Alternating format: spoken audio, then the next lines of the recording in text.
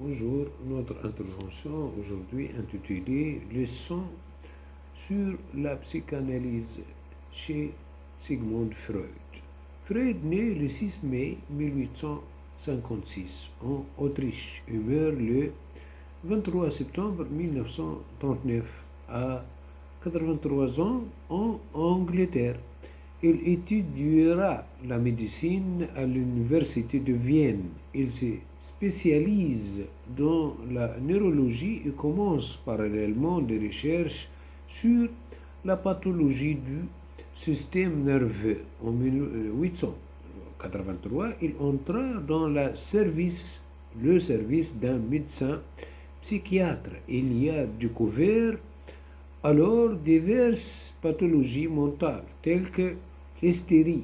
Il vouera ainsi sa vie au mystère de l'esprit en cherchant leurs sources et des moyens de le résoudre. Il est donc le créateur en ce début du XXe siècle de la psychanalyse. Dans 5 leçons sur la psychanalyse, Freud s'attelle à la difficile mission de convaincre et d'initier des lecteurs novices au bien fondé de la psychanalyse. Freud veut ébranler le dogme instauré il y a bien longtemps sur l'esprit et ses tourments.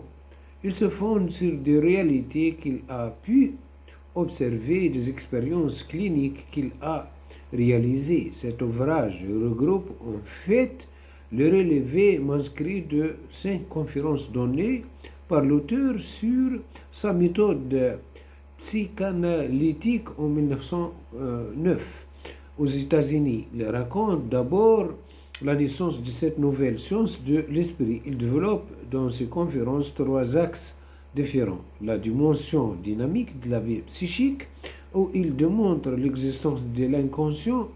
La question du déterminisme, il expose sa thèse selon laquelle tous nos actes sont prédéterminés et pour finir, il témoigne de la résistance dont fait preuve l'esprit et des stratagèmes que lui, médecin, a dû mettre en place pour le dépasser. Il nous raconte ainsi sa rencontre avec Anna, une patiente à l'origine de ses premières découvertes, l'histoire d'une femme atteinte d'hystérie, soignée par la méthode psychanalytique de Freud. L'auteur introduit alors la méthode de l'hypnose, longtemps pratiquée, mais qu'il rejettera plus tard pour laisser place à l'association libre. Avec cette patiente, dans la première leçon, il démontre la nécessité de la psychanalyse et les différents troubles psychiques qui font appel à elle. Ensuite, dans un second temps, Freud admet l'hypothèse de l'inconscient, le mécanisme de refoulement et de résistance qui les caractérise. Il expose la méthode psychanalytique et ses procédés. Puis, dans la troisième leçon, il aborde le déterminisme psychique et dans l'utilité d'avoir recours à l'interprétation. À travers le 4e acte de sa conférence, il évoque notamment le complexe d'Oedipe. Enfin, dans le 5e leçon, l'auteur évoque la maladie comme une fuite de la réalité et la possibilité de l'utiliser, l'art comme refuge et de fouloir. Un livre dont l'écriture frappe par sa simplicité de compréhension et qui, sans difficulté, nous fait entrer dans l'univers médico-psychologique de Sigmund Freud, transcendant le lecteur qui se prend bien vite au jeu d'analyser ses rêves pour y trouver le message laissé par son inconscient. Nous étudions la troisième leçon, c'est la psychanalyse. Dans cette leçon, Sigmund Freud aborde plusieurs notions. Les sujets, la conscience, est fort conscient pour ramener à la conscience les éléments refoulés, l'inconscient, entité psychique qui cohabite avec la conscience,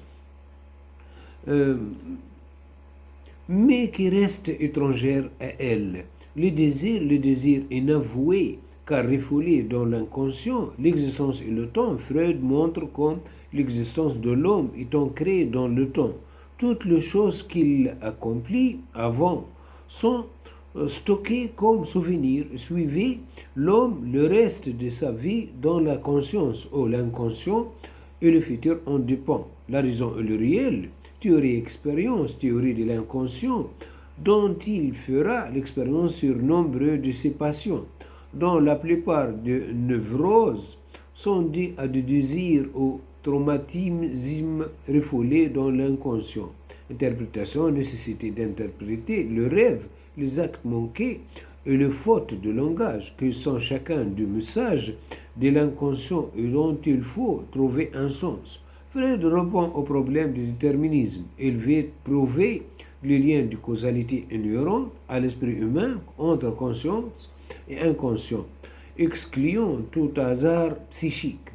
D'après lui, aucun acte n'est fait au hasard. Il y a toujours une cause antérieure pour l'expliquer. La thèse de Freud est celle du déterminisme psychique.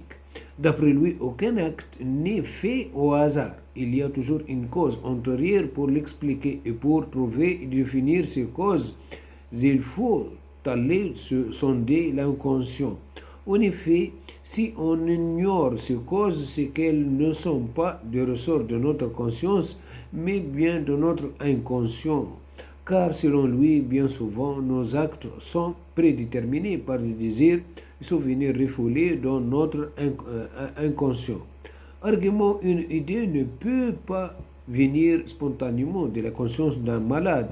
Elle est forcément en rapport avec des faits oubliés et refoulés, donc prédéterminés par l'inconscient. Des forces de l'esprit s'opposaient d'un côté l'inconscience qui vise à ruminer le désir et souvenirs oubliés, et de l'autre côté la résistance de l'inconscient qui agit comme une barrière pour que les éléments refoulés ne rafassaient pas surface. Les idées substituts qui surgissaient à la place de souvenirs oubliés pour preuve de cette opposition, de cette résistance entre l'inconscient et la conscience. Association libre, méthode pour découvrir ces éléments refoulés, examen des idées spontanées à interpréter par le médecin pour en trouver le véritable sens et donc découvrir le complexe refoulé du malade. Il est indispensable de laisser parler les patients librement, que ces derniers ne réfléchissent pas et de s'exprimer sincèrement en laissant sortir chaque pensée dans l'ordre où elle lui apparaissait sans le soumettre à aucune résistance. Interprétation de rêve. L'interprétation de rêve est la voie royale de la connaissance de l'inconscient.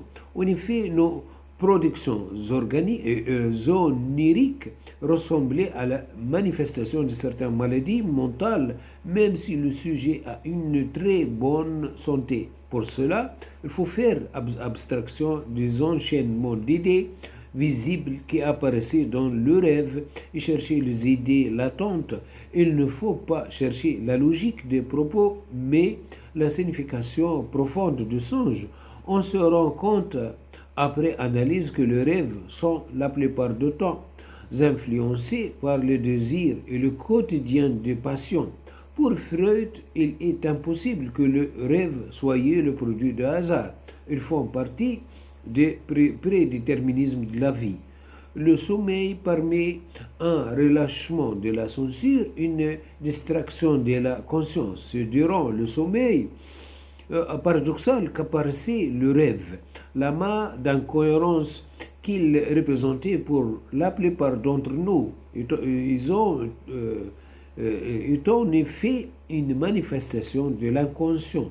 Le contenu manifeste du rêve, c'est-à-dire celui que nous apparaît tout de suite au réveil, n'est qu'une manifestation déguisée des désirs de l'inconscient.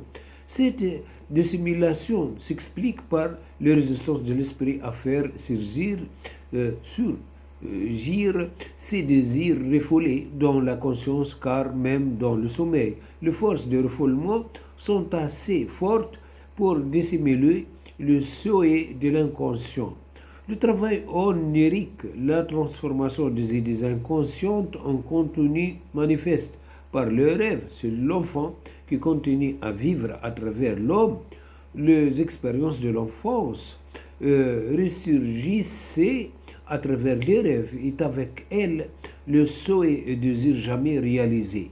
L'acte manqué, mal dressé, oubli, perte, lapsus ne sont pas dépourvus de signification, ils ont un sens et doivent être interprétés au même titre que le rêve, car à travers eux, c'est l'inconscient qui parle et l'exprimer indirectement de pulsions, intentions complexes et autres souhaits refoulés.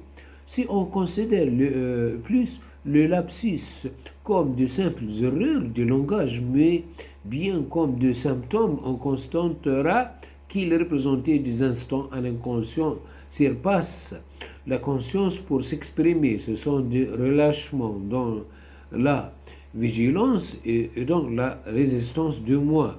Un examen attentif de tous ces actes manqués peut permettre une meilleure connaissance de soi. C'est grâce à leur interprétation que l'homme déchiffre ses propres secrets. Il montrait par ailleurs que tout le monde a un inconscient en conflit avec la conscience, que chacun refoule quelques désirs et que ce n'est pas seulement réservé aux personnes atteintes de maladies mentales.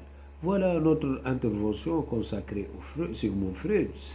Leçon sur la psychanalyse est terminée. Merci bien de votre attention. Au revoir.